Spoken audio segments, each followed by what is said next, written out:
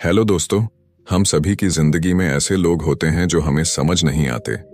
कभी कभी कोई हमें बिना कहे ही किसी चीज के लिए तैयार कर लेता है, हमारी सोच को मोड़ देता है और हम खुद नहीं समझ पाते कि कब, कैसे और क्यों हमने किसी चीज के लिए हाँ कह दिया।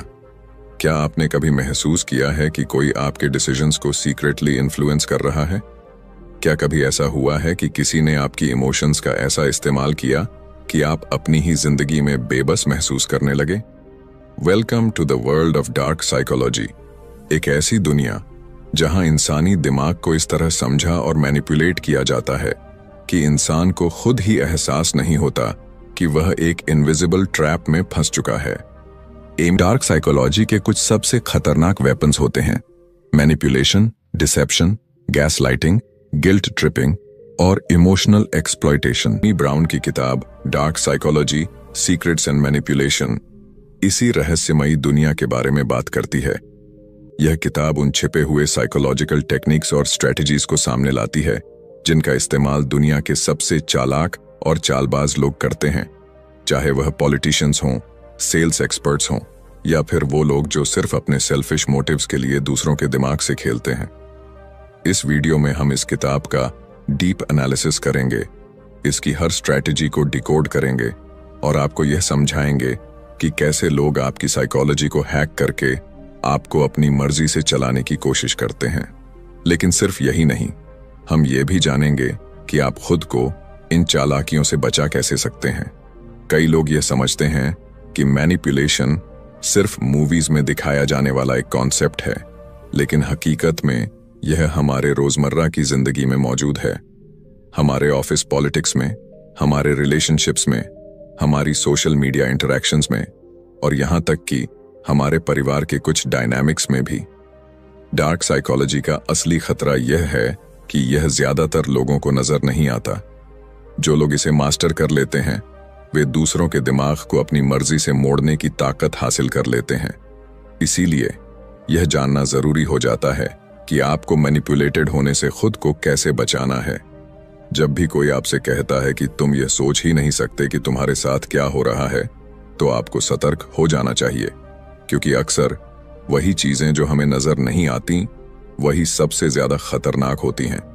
डार्क साइकोलॉजी का सबसे बड़ा सच यही है कि यह सब कुछ छिपकर बड़ी चालाकी से किया जाता है। यह एक साइलेंट वॉर है जहां वर्ड्स, इमोशंस और ह्यूमन माइंड ही सबसे बड़े हथियार होते हैं। तो क्या आप रेडी हैं इस मनोवैज्ञानिक रहस्य को जानने के लिए?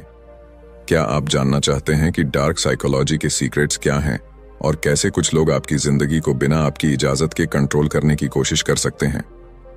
अगर हां, तो इस वीडियो को अंत तक जरूर देखिए, क्योंकि इसमें हम न सिर्फ आपको इन मैनिपुलेटिव टैक्टिक्स के बारे में बताएंगे, बल्कि आपको इससे बचने के सबसे असरदार तरीके भी बताएंगे। तो चलिए डाइव करते हैं इस फैसिनेटिंग और रहस्यमयी दुनिया में और समझते हैं कि कैसे डार्क साइकोलॉजी हमारी सोच, हमारी भावनाओं और यहां तक कि हमारे एक्शंस को भी कंट्रोल कर सकती है। चैप्टर 1, डार्क साइकोलॉजी के सीक्रेट्स और स्ट्रेटजीज। क्या आपने कभी किसी ऐसे व्यक्ति से मुलाकात की है जो बिना कुछ कहे भी माहौल को अपने नियंत्रण में ले लेता है? क्या आपने कभी महसूस किया है कि कुछ लोग इतनी आसानी से दूसरों को इन्फ्लुएंस कर लेते हैं कि सामने वाले को यह तक पता नहीं चलता कि वह उनकी मर्जी से नहीं, बल्कि उनके दिमाग के जाल में फंसकर निर्णय ले रहा है? यह कोई जादू नहीं, बल्कि डार्क साइकोलॉजी के गहरे सीक्रेट्स और स्ट्रेटजीज हैं जिनका उपयोग वे लोग करते हैं जो अपने फायदे के लिए दूसरों के मन और भावनाओं से खेलना जानते हैं। डार्क साइकोलॉजी वह कला है जिसमें मनोवैज्ञानिक तकनीकों का उपयोग करके किसी के सोचने, महसूस करने और निर्णय लेने के तरीके को बदला जाता है।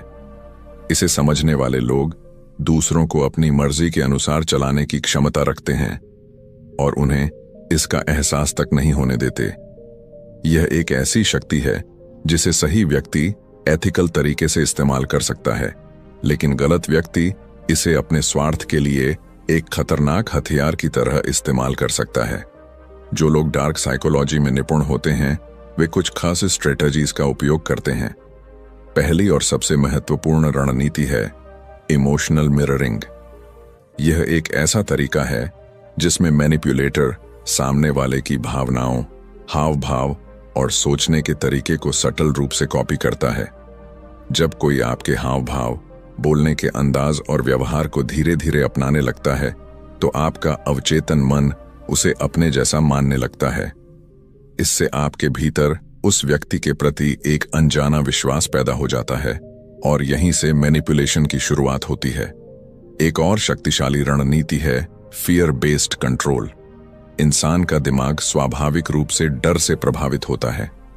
जब हमें किसी चीज का डर होता है तो हम उसे टालने के लिए कुछ भी करने को तैयार रहते हैं। डार्क साइकोलॉजी का उपयोग करने वाले लोग इस डर का फायदा उठाते हैं। वे सटली ऐसे शब्दों और विचारों का इस्तेमाल करते हैं जो आपके दिमाग में अनिश्चितता और भय पैदा करें। वे यह दिखाते हैं कि अगर आपने उनकी बात नहीं मानी तो कुछ बुरा हो सकता है। यह डर फाइनेंशियल लॉस, सोशल रिजेक्शन या इमोशनल ब्रेकडाउन का हो सकता है। डर का सही इस्तेमाल करने वाला व्यक्ति आपके दिमाग में वह नैरेटिव सेट कर सकता है जो उसके फायदे के लिए काम करता है। इसके अलावा गैसलाइटिंग एक ऐसी मनोवैज्ञानिक तकनीक है जिसे डार्क साइकोलॉजी में अक्सर इस्तेमाल किया जाता है। इसमें व्यक्ति धीरे धीरे आपकी परसेप्शन को डिस्टॉर्ट करने की कोशिश करता है, जिससे आपको अपने ही विचारों और यादों पर संदेह होने लगे। आपको यह महसूस होने लगता है कि शायद आप ही गलत हैं और सामने वाला सही है। जब कोई लगातार यह कहे कि तुम चीजों को गलत समझ रहे हो या तुम्हारी याददाश्त धोखा दे रही है, तो यह गैसलाइटिंग का संकेत हो सकता है। यह तकनीक इतनी खतरनाक होती है कि व्यक्ति अपनी ही सोच पर शक करने लगता है और पूरी तरह से मैनिपुलेटर पर निर्भर हो जाता है। डार्क साइकोलॉजी का एक और छिपा हुआ रहस्य है गिल्ट ट्रिपिंग। यह एक ऐसी तकनीक है जिसमें व्यक्ति दूसरे के अंदर अपराध बोध की भावना जगाता है ताकि वह उसकी बात मानने को मजबूर हो जाए। उदाहरण के लिए, अगर कोई यह कहे, अगर तुम मेरी मदद नहीं करोगे तो मैं बहुत परेशान हो जाऊंगा, या अगर तुमने मेरी बात नहीं मानी तो यह दिखाएगा कि तुम्हें मुझसे कोई फर्क नहीं पड़ता, तो यह गिल्ट ट्रिपिंग का एक उदाहरण है। यह एक सटल लेकिन बेहद प्रभावी तरीका है जिससे लोग दूसरों को अपने नियंत्रण में रखते हैं। डार्क साइकोलॉजी के इन सीक्रेट्स का इस्तेमाल सिर्फ व्यक्तिगत रिश्तों में ही नहीं बल्कि बड़े स्तर पर भी किया जाता है। राजनीति, बिजनेस, मार्केटिंग और सोशल मीडिया में भी यह तकनीकें अपनाई जाती हैं। कंपनियां अपने प्रोडक्ट्स बेचने के लिए लोगों के मनोविज्ञान को समझकर विज्ञापन तैयार करती हैं। वे स्कैरसिटी का डर दिखाती हैं, लिमिटेड टाइम ऑफर या स्टॉक रनिंग आउट फास्ट, जिससे ग्राहक इंपल्स में आकर तुरंत निर्णय लेते हैं। इसी तरह कई नेता जनता के इमोशंस को कंट्रोल करके अपनी रणनीतियों को सफल बनाते हैं। डार्क साइकोलॉजी की सबसे खतरनाक तकनीकों में से एक है आइसोलेशन टेक्निक। इसमें मैनिपुलेटर धीरे धीरे अपने शिकार को बाकी दुनिया से दूर करता है ताकि वह पूरी तरह से उसके कंट्रोल में आ जाए। वह यह महसूस कराता है कि बाकी लोग भरोसेमंद नहीं हैं, सिर्फ वही व्यक्ति सही है। जब कोई व्यक्ति अकेला महसूस करता है तो वह मैनिपुलेटर की बातों पर और अधिक निर्भर हो जाता है। यह तकनीक अब्यूजिव रिलेशनशिप्स और कल्ट्स में अक्सर देखी जाती है। यह सब जानकर शायद आपको लग रहा होगा कि डार्क साइकोलॉजी का उपयोग केवल बुरे लोग करते हैं, लेकिन सच्चाई यह है कि यह सिर्फ एक मनोवैज्ञानिक टूल है जिसे कोई भी सही या गलत तरीके से इस्तेमाल कर सकता है। यदि आप इन तकनीकों को पहचानना सीख जाएं, तो आप न केवल दूसरों की मैनिपुलेशन से बच सकते हैं बल्कि खुद को मेंटली स्ट्रांग भी बना सकते हैं। अब सवाल यह उठता है, क्या आप इन रणनीतियों को पहचानने में सक्षम हैं? क्या आप जानते हैं कि कोई आपके साथ इन टेक्निक्स का इस्तेमाल कर रहा है? और सबसे महत्वपूर्ण बात, क्या आप खुद को इससे बचाने के लिए तैयार हैं? डार्क साइकोलॉजी के रहस्यों को जानना सिर्फ इसलिए जरूरी नहीं है कि आप दूसरों को कंट्रोल कर सकें, बल्कि इसलिए भी कि आप खुद को कंट्रोल करना सीखें। जब आप इन गहरी मानसिक चालों को समझ लेते हैं, तो कोई भी आपको आसानी से मैनिपुलेट नहीं कर सकता। अब यह आपके हाथ में है कि आप इस ज्ञान को कैसे इस्तेमाल करते हैं, एक मेंटल शील्ड की तरह या एक साइकोलॉजिकल वेपन की तरह। Analysing dark psychology. क्या आपने कभी सोचा है कि इंसान के दिमाग में चल रही गहरी चालों को समझने की ताकत अगर आपके पास हो तो आप कितनी चीजों को अपने पक्ष में कर सकते हैं? क्या अगर आपको यह पता चल जाए कि कोई आपके साथ खेल खेल रहा है तो आप उसके जाल में फंसने से पहले ही खुद को बचा सकते हैं? यह सब समझने के लिए हमें डार्क साइकोलॉजी को एनालाइज करना होगा। यह कोई साधारण मनोविज्ञान नहीं है, बल्कि यह इंसानी दिमाग के उन पहलुओं की गहराई में जाने की कोशिश है जिनके बारे में आम लोग सोचते भी नहीं हैं। डार्क साइकोलॉजी यानी मनोविज्ञान का वह क्षेत्र जो पावर, कंट्रोल और इन्फ्लुएंस पर आधारित होता है। यह इंसानों के कमजोर बिंदुओं को समझने, उनकी इच्छाओं और डर को मैनिपुलेट करने और उन्हें एक ऐसी दिशा में ले जाने की कला है जिसमें वे खुद भी यह महसूस नहीं कर पाते कि उनके साथ क्या हो रहा है। यह उन मानसिक तकनीकों का गहन अध्ययन है जिनका उपयोग अक्सर नार्सिसिस्ट्स, साइकोपैथ्स और मास्टर मैनिपुलेटर्स करते हैं। हमारी रोजमर्रा की जिंदगी में हम कई बार ऐसे लोगों के संपर्क में आते हैं जो हमारी भावनाओं के साथ खेलते हैं, हमें गिल्ट ट्रिप में डालते हैं या फिर हमारे डर का फायदा उठाकर हमें अपने अनुसार चलाने की कोशिश करते हैं।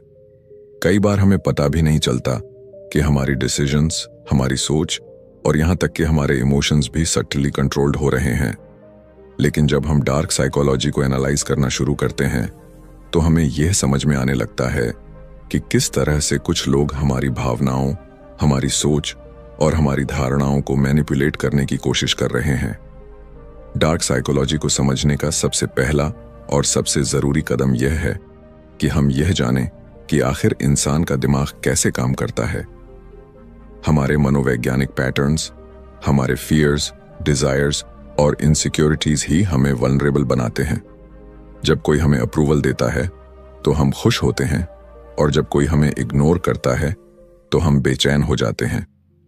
जब कोई हमारे डर को ट्रिगर करता है तो हम घबरा जाते हैं और जब कोई हमें वैलिडेशन देता है तो हम उसके प्रति आकर्षित होने लगते हैं। यही साइकोलॉजी है और यही वह आधार है जिस पर डार्क साइकोलॉजी काम करती है। सोचिए, जब कोई मैनिपुलेटर आपको यह महसूस कराता है कि आप गलत हैं और वह सही है, तो क्या यह सिर्फ एक आर्ग्यूमेंट है?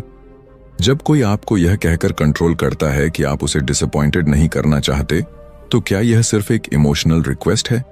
जब कोई आपको फियर बेस्ड डिसीजंस लेने पर मजबूर करता है, तो क्या यह सिर्फ एक चेतावनी है?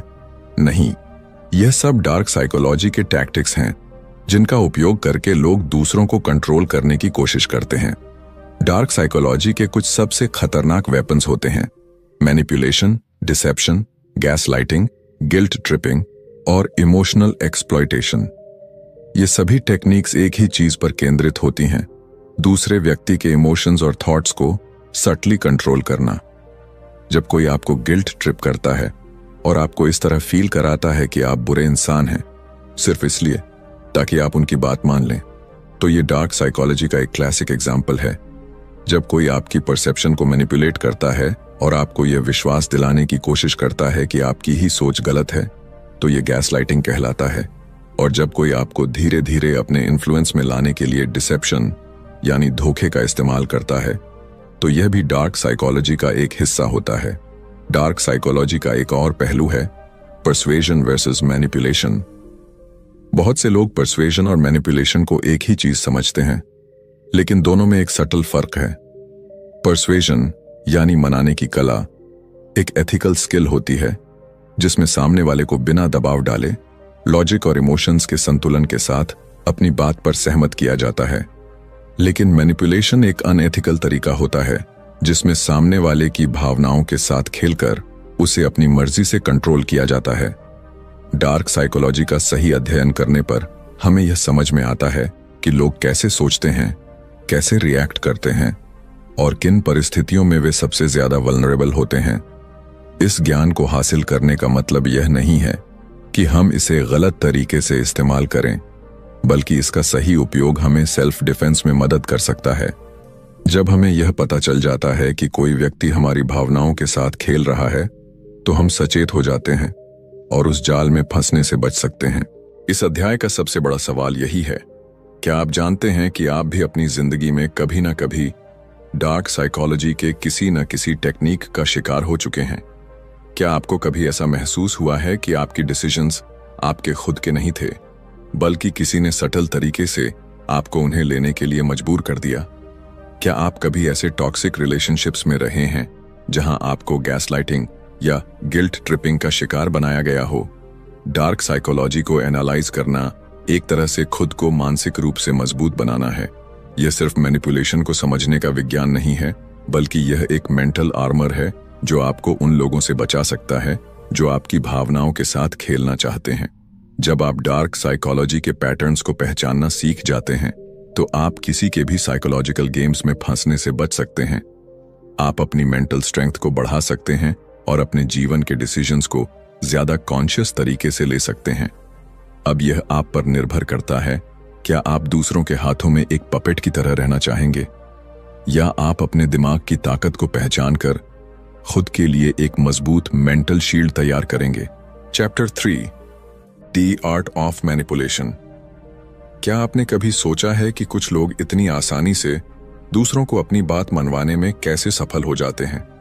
वे बिना किसी जोर जबरदस्ती के, बिना कोई जबरदस्त तर्क दिए, सिर्फ शब्दों और हाव भाव के जरिए सामने वाले की सोच और निर्णयों को अपने अनुसार मोड़ देते हैं।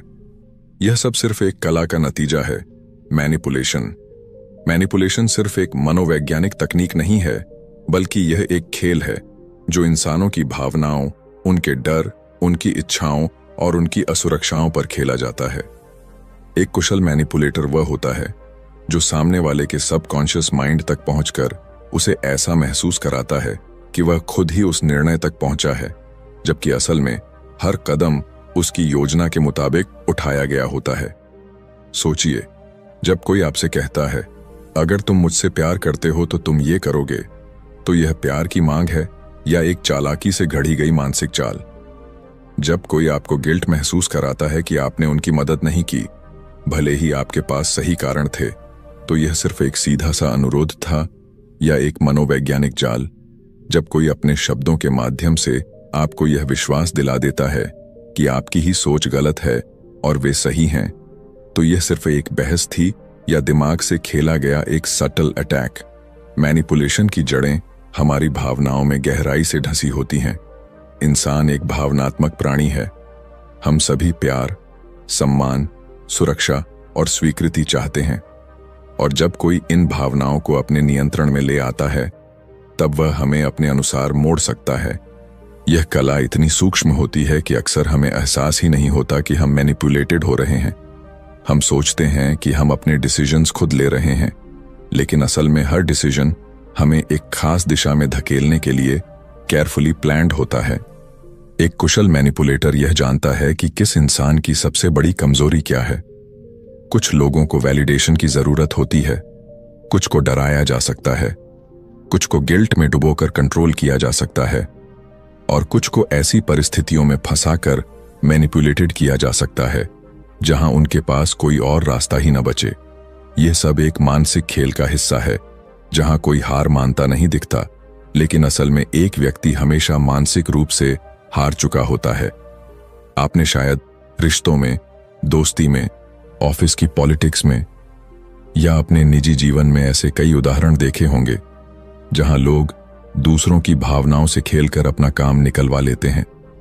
क्या आपने कभी महसूस किया है कि किसी ने आपको कोई ऐसा काम करने के लिए राजी कर लिया जो आप करना नहीं चाहते थे? क्या आपको कभी गिल्ट ट्रिप में डालकर कोई ऐसा काम कराया गया जिससे आपको बाद में लगा कि आपने खुद के साथ अन्याय किया? क्या आपने कभी ऐसे लोगों के साथ डील किया है जो आपकी बातों को तोड़ मरोड़ कर पेश करते हैं ताकि आप हमेशा खुद को दोषी महसूस करें? मैनिपुलेशन के कई रूप होते हैं: gaslighting, silent treatment, guilt tripping, passive aggressiveness और सटल माइंड गेम्स। ये सभी तकनीकें इस एक ही उद्देश्य के लिए बनाई गई हैं, दूसरे व्यक्ति के विचारों और निर्णयों को कंट्रोल करना। जब कोई आपको यह महसूस कराता है कि आपकी खुद की सोच गलत है और आपको हर हाल में उनकी बात माननी चाहिए, तो यह गैसलाइटिंग कहलाता है। जब कोई आपको साइलेंट ट्रीटमेंट देता है ताकि आप उनकी मर्जी के अनुसार चीजें करें, तो यह भी मैनिपुलेशन का एक रूप है। जब कोई गिल्ट ट्रिपिंग करता है तो वह आपकी कॉन्शियंस को इस तरह हिट करता है कि आप खुद को बुरा महसूस करने लगें और उनकी बात मानने पर मजबूर हो जाएं। लेकिन क्या मैनिपुलेशन हमेशा बुरा होता है? इसका जवाब उतना आसान नहीं है जितना लगता है। कई बार मैनिपुलेशन एक आत्मरक्षा का साधन भी हो सकता है। जब कोई आपको फोर्सफुली प्रभावित करने की कोशिश कर रहा हो, तो कभी कभी सटल मैनिपुलेशन ही वह तरीका होता है जिससे आप खुद को बचा सकते हैं। जब किसी टॉक्सिक व्यक्ति से निपटना हो, जब किसी नार्सिसिस्ट को उनकी ही भाषा में जवाब देना हो, तब यह एक डिफेंसिव वेपन बन सकता है। लेकिन यह समझना बेहद जरूरी है कि आपको मैनिपुलेटेड होने से बचने के लिए मैनिपुलेशन को समझना होगा। अगर आप यह पहचान लेंगे कि कोई आपकी भावनाओं के साथ खेल रहा है, तो आप खुद को इस खेल से बाहर निकाल सकते हैं। आपको यह समझना होगा कि किसी का गुस्सा, कोई इमोशन ड्रिवन आर्ग्यूमेंट या कोई गिल्ट ट्रिपिंग हमेशा जेन्युइन नहीं होती। कई बार ये सिर्फ टैक्टिक्स होती हैं ताकि आप उनकी मर्जी के अनुसार चलें। Chapter 4, the art of persuasion. क्या आपने कभी सोचा है कि कुछ लोग इतने प्रभावशाली क्यों होते हैं? वे कुछ भी कहें, लोग उनकी बात को मान लेते हैं। वे जब किसी चीज के लिए रिक्वेस्ट करते हैं तो सामने वाला मना नहीं कर पाता। उनकी प्रेजेंस में एक अलग ही पावर होती है जिससे लोग उनकी बातों से सहमत होने लगते हैं। यह कोई जादू नहीं है, बल्कि यह है परसुएशन, यानी मनाने की कला। परसुएशन एक ऐसी अदृश्य ताकत है जो इंसान के दिमाग में धीरे धीरे असर डालती है। यह कोई जबरदस्ती या मैनिपुलेशन नहीं होती, बल्कि यह एक सटल इन्फ्लुएंस होती है जिसमें सामने वाले को यह महसूस कराए बिना कि उसे प्रभावित किया जा रहा है, उसे अपनी मर्जी से आपके विचारों की ओर आकर्षित किया जाता है। एक कुशल परसुएडर वह नहीं होता जो जबरदस्ती करता है, बल्कि वह होता है जो दूसरों के विचारों, इच्छाओं और भावनाओं को समझकर उन्हें अपने पक्ष में मोड़ने में माहिर होता है। सोचिए, जब कोई सेल्स पर्सन आपको एक ऐसा प्रोडक्ट बेच देता है जिसे खरीदने का आपका कोई इरादा नहीं था, तो यह सिर्फ एक अच्छी बिक्री थी या एक प्रभावी परसुएशन टेक्निक? जब कोई नेता अपने शब्दों के जादू से हजारों लोगों को अपनी बात मानने के लिए तैयार कर देता है, तो यह सिर्फ एक भाषण था या गहरी मनोवैज्ञानिक रणनीति? जब कोई दोस्त, रिश्तेदार या सहकर्मी बिना किसी दबाव के आपको अपनी मर्जी से कुछ करने के लिए तैयार कर लेता है, तो यह सिर्फ संयोग था या परसुएशन का प्रभाव? परसुएशन की असली ताकत इसके सटलिटी में छिपी होती है। यह किसी को मजबूर करने का तरीका नहीं है, बल्कि यह किसी के सोचने के तरीके को इस तरह प्रभावित करने की कला है कि वे खुद ही आपके विचारों से सहमत हो जाएं। इसीलिए सबसे सफल लोग, चाहे वे बिजनेस लीडर्स हों, राजनेता हों, सेल्स एक्सपर्ट्स हों या मोटिवेशनल स्पीकर्स, सभी परसुएशन की कला में निपुण होते हैं। इंसान एक भावनात्मक प्राणी है और उसकी हर डिसीजन मेकिंग प्रक्रिया में इमोशंस का बड़ा हाथ होता है। एक अच्छा परसुएडर जानता है कि तर्क, लॉजिक से ज्यादा भावनाएं, इमोशंस लोगों को प्रभावित करती हैं। यही कारण है कि महान पब्लिक स्पीकर्स जब भी कोई बात कहते हैं तो वे केवल तथ्यों पर निर्भर नहीं रहते, बल्कि वे अपनी बात को इमोशंस के साथ जोड़ते हैं ताकि लोग उस विचार को सिर्फ समझें नहीं, बल्कि उसे महसूस करें। अगर आप ध्यान दें तो परसुएशन का सबसे ज्यादा इस्तेमाल हमारी रोजमर्रा की जिंदगी में होता है। जब कोई बच्चा अपने माता पिता से कोई महंगा खिलौना लेने के लिए जिद करता है और बार बार उन्हें मनाने की कोशिश करता है, तो वह अपनी कच्ची उम्र में ही परसुएशन का इस्तेमाल कर रहा होता है। जब कोई बॉस अपने कर्मचारी को ओवरटाइम करने के लिए तैयार कर लेता है बिना किसी ऑफिशियल ऑर्डर के, तो वह परसुएशन का खेल खेल रहा होता है। जब कोई प्रेमी या प्रेमिका अपने पार्टनर को किसी खास निर्णय के लिए मनाने की कोशिश करता है, तो वह भी इस कला का इस्तेमाल कर रहा होता है। लेकिन परसुएशन और मैनिपुलेशन में बारीक फर्क होता है। मैनिपुलेशन में सामने वाले की भावनाओं से खेलकर उसे मजबूर किया जाता है, जबकि परसुएशन में उसे एक वैकल्पिक दृष्टिकोण दिखाकर उसकी सोच को जेंटली गाइड किया जाता है। एक कुशल परसुएडर कभी भी गिल्ट ट्रिप या फियर टैक्टिक्स का सहारा नहीं लेता, बल्कि वह यह समझता है कि सामने वाले को क्या चाहिए और उसकी जरूरतों को ध्यान में रखते हुए अपनी बात इस तरह रखता है कि वह खुद ब खुद सहमत हो जाए। परसुएशन की सबसे बड़ी ताकत यह है कि यह एक इनविजिबल फोर्स की तरह काम करता है। इसे सही तरीके से इस्तेमाल किया जाए तो यह किसी की गिराने की कोशिश कर रहा है, आपको गिल्ट ट्रिप कर रहा है या आपको मेंटली एग्जॉस्ट कर रहा है, तो यह एक रेड फ्लैग है। डार्क साइकोलॉजी से बचने के लिए सबसे प्रभावी तरीका यह है कि आप खुद को मानसिक रूप से मजबूत बनाएं। इसका मतलब है सेल्फ रिस्पेक्ट, सेल्फ वर्थ और सेल्फ कॉन्फिडेंस को बढ़ाना। जब कोई मैनिपुलेटर देखता है कि आप अपनी वैल्यू को समझते हैं तो वे आपको कंट्रोल करने में असफल हो जाते हैं। वे हमेशा उन लोगों को टारगेट करते हैं जो इमोशनल वैलिडेशन की तलाश में होते हैं, जिन्हें अप्रूवल चाहिए होता है या जो इजीली इन्फ्लुएंस्ड होते हैं। लेकिन अगर आप अपनी वैल्यू खुद पहचानते हैं तो कोई भी आपको गिल्ट ट्रिप करके कंट्रोल नहीं कर पाएगा। डार्क साइकोलॉजी से बचने के लिए एक और जरूरी चीज है डिस्टेंस मेंटेन करना। अगर आपको यह एहसास हो जाए कि कोई व्यक्ति लगातार आपकी मेंटल हेल्थ को प्रभावित कर रहा है तो सबसे अच्छा तरीका है कि आप उससे धीरे धीरे डिस्टेंस बना लें। यह हर बार पॉसिबल नहीं होता, लेकिन जहां भी मौका मिले वहां आपको टॉक्सिक लोगों से दूर रहने की कोशिश करनी चाहिए। कभी कभी सबसे अच्छा सेल्फ डिफेंस यही होता है कि आप मैनिपुलेशन के सोर्स से ही दूर हो जाएं। सबसे महत्वपूर्ण बात यह है कि खुद को विक्टिम माइंडसेट से बाहर निकालें। कई लोग यह सोचते हैं कि वे बार बार मैनिपुलेट होते रहते हैं और वे इससे बच नहीं सकते, लेकिन सच यह है कि डार्क साइकोलॉजी उन्हीं लोगों पर असर करती है जो इसे समझते नहीं हैं। जब आप इन साइकोलॉजिकल ट्रिक्स को पहचानना सीख जाते हैं तो आप मानसिक रूप से इतना मजबूत हो जाते हैं कि कोई भी आपको आसानी से मैनिपुलेट नहीं कर सकता। अब सवाल यह उठता है, क्या आप भी कभी किसी के द्वारा मैनिपुलेट हुए हैं लेकिन आपको उस वक्त एहसास नहीं हुआ? क्या आप भी कभी गिल्ट ट्रिप, इमोशनल ब्लैकमेल या गैसलाइटिंग के शिकार हुए हैं? और अगर हां, तो क्या अब आप खुद को बचाने के लिए तैयार हैं? डार्क साइकोलॉजी को हर कोई नहीं समझ पाता, लेकिन जो इसे समझ लेते हैं वे अपनी जिंदगी को पूरी तरह से बदल सकते हैं। अब यह आप पर निर्भर करता है कि आप इसे सिर्फ एक साइकोलॉजिकल कॉन्सेप्ट की तरह देखेंगे या इसे एक मेंटल शील्ड की तरह अपनाकर खुद को हर तरह के इमोशनल मैनिपुलेशन से बचाने के लिए तैयार होंगे।